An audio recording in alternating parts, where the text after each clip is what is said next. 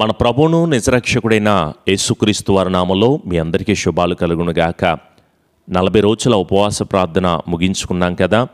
దేవుడు ఎంతగానో తన కృపను కాపుదలను మనందరికీ కూడా కలుగు చేశారు. మరి శ్రద్ధగా కేవలం ఆ ఉపవాస ప్రార్థనలోనే భక్తి కలిగి మనం అనుసరించడం కాకుండా మన జీవితాంతము కూడా దేవుడిచ్చే మేలులు, ఆశీర్వాదాలు, కృపలు మనమందరం కూడా పొందుకోవాలి. ప్రతిరోజు కూడా శ్రద్ధగా వాక్యాన్ని వినండి, ఆధ్యాత్మిక వృద్ధిని పొందుకోండి, దేవుని దగ్గర మొరపెట్టి ప్రార్థన చేయండి. మనకున్న ఇబ్బంది, కలవరం, వేదన యేసు నామములోనే విడుదల కలుగు చేసి మీ కుటుంబానికి రక్షణ, సమృద్ధిని, మేలులను దేవుడు కలుగు చేయబడునుగాక. లేఖన భాగాలు తెరిచి విలాపవాక్యములు 3వ అధ్యాయము 32వ వచనము, ఆయన తన కృపా సమృద్ధిని బట్టి జాలిపడును. He has mercy because of his great love and kindness. ఆయనంట మన పట్ల, మన కుటుంబాల పట్ల కృప చూపించే దేవుడంట. అవును, ఆయన కృప వలనే ఈరోజు ఈ నిమిషం వరకు కూడా మనం నిలిచి ఉన్నాము. ఈరోజు వాగ్దానం వినగలుగుతున్నామన్నా, ఇల్లును పొందుకున్నామన్నా, ఆస్తిని, అంతస్తును, భోగభాగ్యాలను, వాహనాలను, వస్తువుల్ని మనం కలిగి ఉన్నామన్నా బికాస్ ఆఫ్ ఆయన కృప మాత్రమే, ఆయన దీవెన మాత్రమే. అందుకే పౌలు గారు అంటారు, నీ కృప నాకు చాలును తండ్రి అంటాడు. గత రాత్రి అనేక మంది పడుకుని ఇప్పటికీ కూడా నిద్ర లేవని మనుషులున్నారు, మరణించిన వారిగా ఉన్నారు. సజీవుల సంఖ్యలో ఉంచిన దేవా నీకు వందనాలు. ఆరోగ్యం ఇచ్చినందుకు, ఐశ్వర్యం ఇచ్చినందుకు, ఈ భూమి మీదకి దిగి వచ్చినందుకు, నీ కృపచేత మమ్మల్ని నడిపిస్తున్నందుకు, ప్రతి దానికి కూడా ప్రభువా కేవలము నీ కృప వలనే ఈరోజు నిలిచి ఉన్నామని ఆయనతో మాట్లాడగలుగుతున్నారా? ఎందుకంటే ఆయన్ని మనం అడిగితే ఆయన కృపను మనకిచ్చే దేవుడు. ఈ ఉదయకాలమే ఆయన్ని అడుగు, దేవా ఈ కృప నాకు కలుగు చేయవా, నీ మేలు నాకు కలుగు చేయవా, నీ ఆశీర్వాదాన్ని నాకు ఇవ్వవా, నీ ఆత్మచేత నన్ను నడిపించవా, నీ కృప లేకపోతే నేను ఎన్ని పొందుకున్నా నిష్ప్రయోజనం ప్రభువా అని ఆయన్ని అడిగితే తప్పకుండా మీ పట్ల కృప చూపిస్తాడు ఆయన. జ్ఞానం కావాలని అడుగుతున్నారు కదా, ఆశీర్వాదం కావాలని అడుగుతున్నారు కదా. మనకి దేవుడిచ్చిన కృప ఏంటో తెలుసా? ఆయనని అడుగు, తప్పకుండా అడిగిన దానికంటే, ఊహించిన దానికంటే అధికమైన కృపను దేవుడు నీకు ఇస్తాడు. యాకోబు దేవుణ్ణి గోజాడుతూ అడుగుతున్నాడు, పెనుగులాడుతూ అడుగుతున్నాడు, నన్ను దీవించవా, నన్ను ఆశీర్వదించవా, నీ కృప నాకు కలుగు చేయవంటే యాకోబుని దేవుడు దీవించలేదా? గర్భఫలం కోసం ఎదురు చూస్తూ ఉంటున్నావు కదా. హన్నా పట్ల దేవుడు కృప చూపించాడు. హన్నా దేవుని మందిరంలో కూర్చొని మోకరించి ప్రార్థన చేస్తుంది, తండ్రి నా గర్భాన్ని నింపవా, నీ కృప నాకు కలుగు చేయవా. ఈ అవమానాలు, ఈ నిందలు, ఈ హేళనలు, అనేక రకాలైన మాటలు నేను తట్టుకోలేకపోతున్నా, జయమును నాకు కలుగు చేయవని హన్నా అడిగినప్పుడు దేవుడు వారి ప్రార్థనను ఆలకించి తన గర్భాన్ని నింపినట్లుగా చూస్తాం.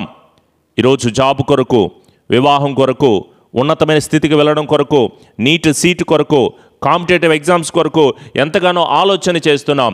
ఈ కాంపిటేటివ్ వరల్డ్లో మేము ముందుకు సాగలేకపోతున్నాం పాస్టర్ గారు, చదువుకోలేకపోతున్నాం అని అంటున్నావేమో. నీకు జ్ఞానము కొదువుగా ఉంది. ఎవరికైనాను జ్ఞానము కొదువుగా ఉంటే నన్ను అడగండి, నేను నీకు తప్పకుండా అనుగ్రహిస్తాను అని చెప్పట్లేదా? సొలొమోను ఏ పాటివాడు? కానీ దేవుణ్ణి అడుగుతాడు, అయ్యా నీ జ్ఞానము నాకు ఇవ్వవా, నీ తెలివి నాకు ఇవ్వవా, నీ కృప నాకు కలుగు చేయవంటే తన తండ్రి కంటే సొలొమోను చాలా జ్ఞానాన్ని సంపాదించుకున్నాడు, ఉన్నతమైన స్థితిని సంపాదించుకున్నాడు కాదా? మరి ఎదగాలని ఆశ లేదా? దీవించబడాలని ఆశ లేదా?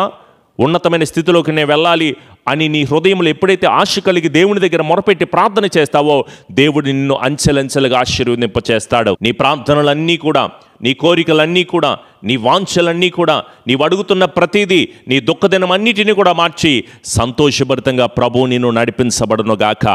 ఎస్తేరు అడుగుతుంది, అయ్యా నేను రాణి అవ్వాలని ఆశపడుతున్నాను. చిన్న విషయం కాదు కదా. నీ గోల్, నీ అచీవ్మెంట్, నీ ఆలోచన కూడా చాలా పెద్దగా ఉండేలాగా చూసుకో. ప్రభువా నేను రాణి అవ్వాలని ఆశపడుతున్నాను అంటే దేవుణ్ణి దయ పొందుకుందంట. ఈరోజు మనము ఆయన కృపను బట్టి, ఆయన సమృద్ధిని బట్టి దేవుడు గనక మన మీద కొంత జాలి పడితే మన బ్రతుకు మార్చబడుతుంది, మన స్థితి మార్చబడుతుంది. తండ్రి ఈ బాధ తట్టుకోలేకపోతున్నా, ఈ ఆర్థికపరమైన సమస్యలు తట్టుకోలేకపోతున్నా, ఈ అప్పులు తీర్చుకోలేకపోతున్నాను, నాకున్న కష్టము, నష్టము చాలా భయానకంగా కనపడుతుంది అని ఆయన్ని అడిగితే నీకున్న వేదనను బట్టి, నీవు పడుతున్న బాధను బట్టి, నీవు అనుభవిస్తున్న సమస్యను బట్టి ప్రభువే నీకున్న ప్రతి వేదనను తీసివేయబడును గాక. రోగ సమస్యలతో బాధపడుతూ దేవుని దగ్గర మొరపెట్టి ప్రార్థన చేయి. నీ కష్టం ఏదైనా, అరికాలు మొదలుకొని నన్నెత్తు వరకు కూడా నీవు అనుభవిస్తున్న అనేక భయంకరమైన పరిస్థితులను బట్టి దేవుని దగ్గరే మోకరిల్లి ప్రార్థన చేయి. ఏ కుటుంబ సమస్య అయినా, కోడలతో కావచ్చు, అల్లుళ్ళతో కావచ్చు, బిడ్డలతో కావచ్చు, కుటుంబంతో కావచ్చు, బంధువులతో కావచ్చు, వాట్ ఎవర్ ఏది అనుభవిస్తున్నా దేవుని దగ్గరే చెప్పు, దేవుని దగ్గరే ప్రాధేయపడు. ఆయనే కృప కలుగు చేయాలి, ఆయనే నా మీద జాలి పడాలని ప్రభువుని అడగండి. ఎగ్జామ్స్కి ప్రిపేర్ అవుతున్నావు కదా, ఇంటర్వ్యూస్ ఫేస్ చేస్తూ ఉంటున్నావు కదా, జాబ్ కోసం ఎదురు చూస్తున్నావు కదా, సీటు కోసం ప్రయత్నం చేస్తూ ఉంటున్నావు కదా, ఉన్నతమైన కార్యాలు నా జీవితంలో జరగాలని ఇష్టపడుతున్నావు కదా, అడుగు ఆయనని. నీ కుటుంబానికి ఏది కావాలో, ఇప్పుడు నీకేది అవసరమో, ఏది ఇస్తే నీవు మేలుకరంగా మార్చబడతావో, ఏమి చేస్తే దీవెనకరంగా మార్చబడతావు అనేది దేవుణ్ణి అడుగు. అర్హత లేకపోయినా పర్లేదు, దేవుడు నీకు అర్హతను కల్పిస్తాడు. దానినే కృప అంటారు కదా. ఆదాము పట్ల దేవుడు చూపిన కృప, నోవాహు పట్ల దేవుడు చూపిన కృప, అబ్రహాము పట్ల దేవుడు చూపిన కృప, రూతు పట్ల, ఎస్తేరు పట్ల, పాపము చేసే స్త్రీల పట్ల, సుంకరి పట్ల, దొంగ పట్ల, తప్పిపోయిన కుమారుడు పట్ల కూడా దేవుడు ఎంతగానో కృప చూపించారండి. ఈరోజు నీ పట్ల ఆయన కృప చూపించడా? దేవా, నీ కృప కావాలి తండ్రి, నీ దీవెన నాకు కావాలి ప్రభువా. మేము కృపాకాలంలో ఉన్ననూ కూడా మేము కృప పొందుకోలేని దీనమైన పరిస్థితుల్లో ఉంటున్నాము. కృప వెంబడి కృప, దీవెన వెంబడి దీవెన, ఆశీర్వాదం వెంబడి ఆశీర్వాదము మేము పొందుకుంటామని నీ వాక్యం సెలవిస్తున్నా కూడా సరే, మేము పొందుకోలేని దీనస్థితికి వెళ్ళిపోతున్నాం ప్రభువా. దయచేసి మరొకసారి ఇప్పుడే మోకరిల్లి కన్నీటితో ఆయన్ని అడగడం నేర్చుకో తండ్రి. నీ కృపా సమృద్ధి నాకు కావాలి ప్రభువా, నీ మెర్సీ నాకు కావాలి, నీ లవ్ అండ్ కైండ్నెస్ నాకు కావాలి ప్రభువా. దయచేసి నాకు విడుదల కలుగు చేయవా అని ఆయన అడిగితే, నీకేది అవసరమో నీకంటే ఆయనకే బాగా తెలుసు. నీవు పడుతున్న శ్రమ ఆయనకి తెలియదా? నీవు ప్రతిరోజు ఏడుస్తున్న దుఃఖభరితమైన పరిస్థితి ఆయనకి తెలియదు అనుకుంటున్నావా? నీ చుట్టుపక్కల నేను అనేక రకాలుగా అవమానపరుస్తూ వదలు వేస్తూ చూస్తున్న పరిస్థితి ఆయనకి తెలియదు అనుకుంటున్నావా? భయపడకు, దేవుని మీదే నమ్మిక మాత్రం ఉంచు. మనలో ఉన్నవాడు లోకములో ఉన్నవానికంటే గనుడు, గొప్పవాడు. తగిన సమయకాలమందు ఆయన మిమ్మల్ని హెచ్చిస్తారు. ఆయన్ని నమ్ముకో, ఆయన నీ కార్యము నెరవేరుస్తాడు. నీ అవమానానికి ప్రతిగా రెట్టింపు ఘనతనిచ్చి సంతోషముతో, సమాధానముతో ప్రభు నిన్ను నడిపించబడనుగాక. యేసు నామములో అడుగు. ప్రతి వ్యాధి, ప్రతి రోగం, ప్రతి బలహీనత, ఎట్టి వ్యాధైనా సరే యేసు నామములోనే విడుదల పొందుకుంటావు. ఎందుకంటే ఇవి కేవలం పేర్లు మాత్రమే, మనల్ని భయపెట్టేవి మాత్రమే. అన్ని నామముల కంటే, అన్ని పేర్ల కంటే ఘనమైన నామాన్ని ఆరాధన చేస్తున్నాం. స్వస్థత, విడుదల, ఆశీర్వాదం, కృప, సమాధానమును ప్రతిదీ ఆయన వల్ల మాత్రమే మనకు సాధ్యమవుతుంది గనుక దేవునిని అడుగు. మనసారా ఇప్పుడే ఈ క్షణమే మోకరిల్లి కన్నీటితో ప్రార్థన చేయి.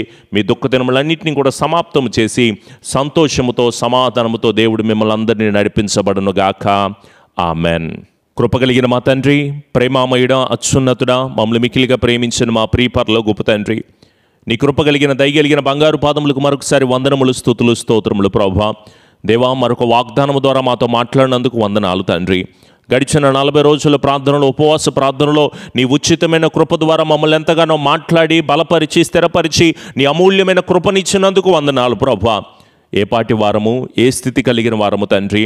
దేవా, మరొకసారి నీ పాద సన్నిధిలో చేరి వేడుకుంటూ మొరపెడుతూ ఉండగా దేవా, నీ కృపను మాకు కలుగు చేయండి అయ్యా. నీ కాపుదల మాకు కలుగు చేయండి తండ్రి. పడుతున్న ప్రతి బాధల నుంచి మాకు విడుదల కలుగు చేయండి ప్రభువా.